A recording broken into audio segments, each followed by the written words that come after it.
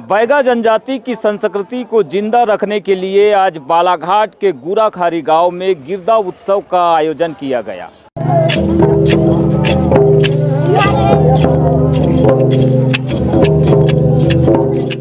मकसद था बैगाओं की संस्कृति और विरासत को संभाल कर रखना। हमारी संस्कृति बचा के रखना है, नाच गाना करना समय में यही सही है। चलिए आपको दिखाते हैं इस उत्सव से जुड़ी कुछ तस्वीरें और ये रिपोर्ट।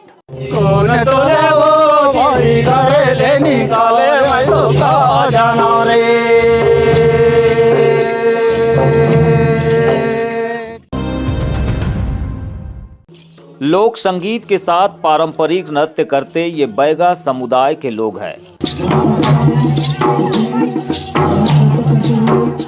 आधुनिक जीवन शैली की चकाचौंध के कारण लुप्त हो रही बैगा संस्कृति को जिंदा रखने के लिए बैहर के गुराखारी में गिरदा उत्सव का आयोजन किया गया।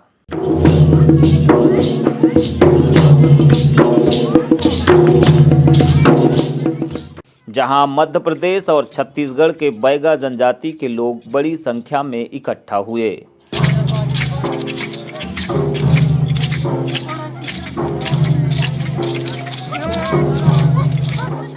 यहाँ पर बैगा जनजाति के बड़े बुजुर्गों ने आने वाली पीढ़ी से अपनी संस्कृति को बचाने की अपील की।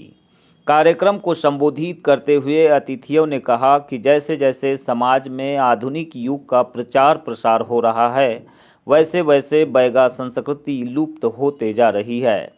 ऐसे में समाज की युवा पीढ़ी को आगे आकर हमारी संस्कृति को बचाने की पहल करनी होगी।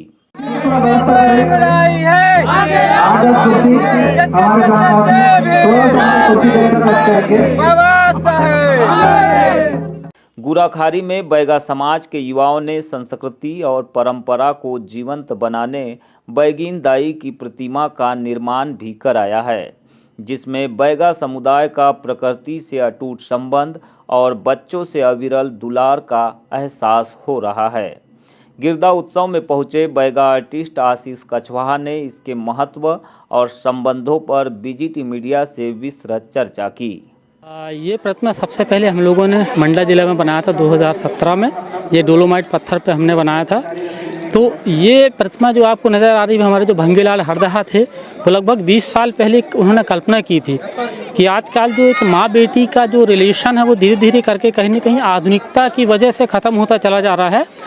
तो जैसे ही हम लोगों को वो पत्थर उपलब्ध हुआ तो हमारी पूरी टीम ने मिलकर ये प्रतिमा बनाया। तो जिसका सीधा सा कॉन्सेप्ट बहुत बड़ा नहीं है, कुछ डिफ़िकल्ट नहीं है, क्योंकि बैगा आदिवासी समाज में कुछ भी डिफ़िकल्ट नहीं है, सब प्रकृति के साथ ही हैं।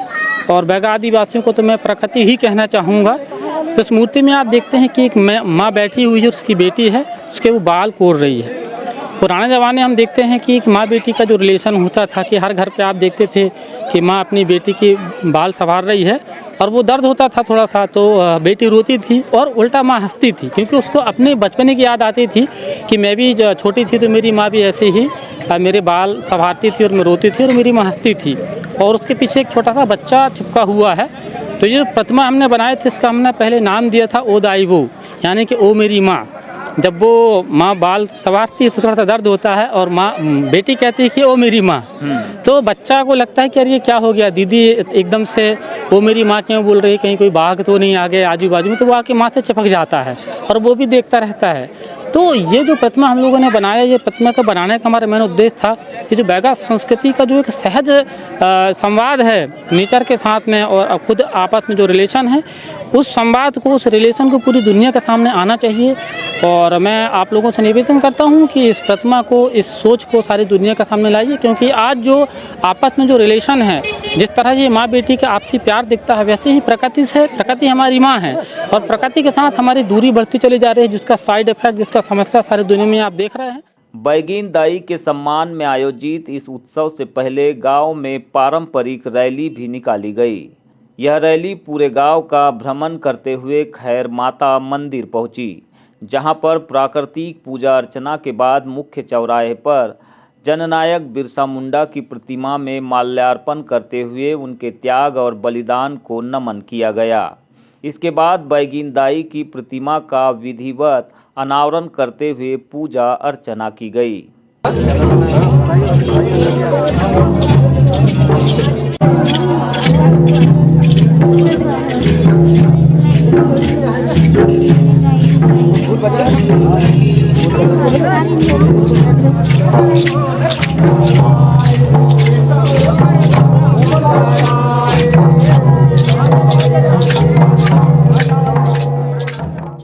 बैगांव की विशिष्ट संस्कृति को लेकर हमने कवर्धा जिले से पहुंचे आदिवासी विकास परिषद के युवा प्रभाग के अध्यक्ष कामू बैगा से चर्चा की।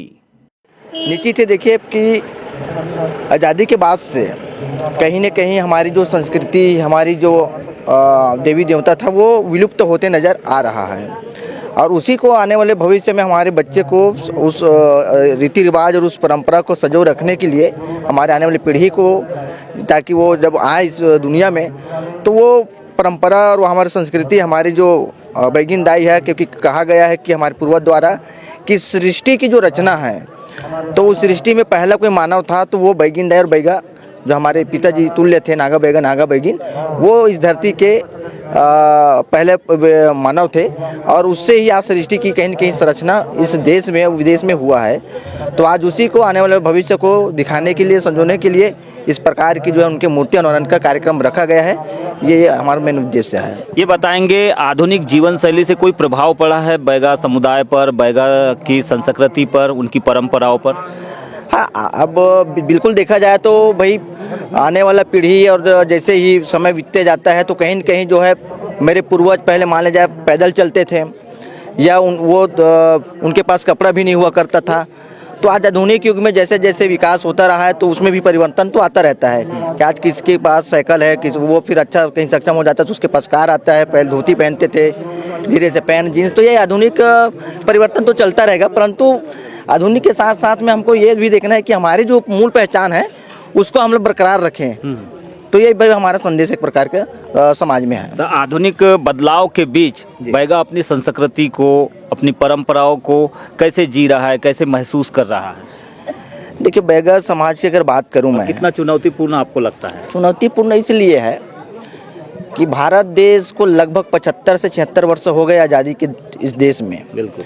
और आज़ादी के पहले भी आप देखेंगे और आज़ादी के बाद भी केंद्र में चाहे कांग्रेस की सरकार हो या भाजपा का, इनके बैगा समुदाय के लिए, उनके उत्थान के लिए अनेकों योजना तो तैयार हुआ बैगा विकास अभिकरण के तौर पर, परंतु आज भी बैगा लोगों का स्थिति कहीं भी, जहाँ वो छत्तीसगढ़ हो या मध्य प्रदेश, जब मैं जाता हूँ या देखता हूँ तो आज भी उनकी कहीं के मूलभूत सुविधा से लोग दूर हैं। तो हम तो अपने जीवन में व्यस्त हैं और ये तो भाई इनको कुछ ज़्यादा चाहिए नहीं रहता है। अपने जीवन काल में लोग अपने कहीं न कहीं व्यस्त रहते हैं और अपने खुश भी रहते हैं। पर तो सरकार जिस प्रकार हमारे लिए जो बजट लाती है उस बजट का उपयोग कहीं भी सरकार हमारे उत्थान के लिए नहीं कर पा रहे, तो ये चिंताजनक है।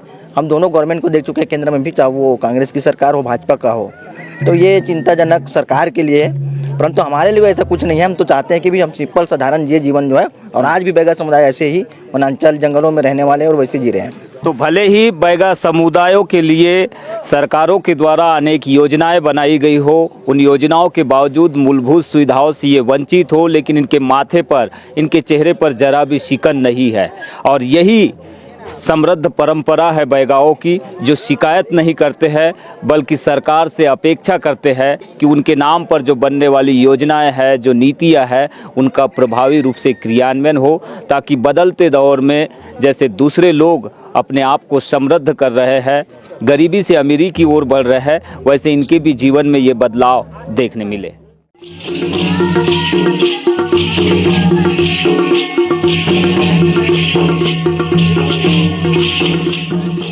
कार्यक्रम में मुख्य अतिथि के तौर पर कामू बैगा, प्रदेश अध्यक्ष युवा प्रभाग आदिवासी विकास परिषद उपस्थित रहे।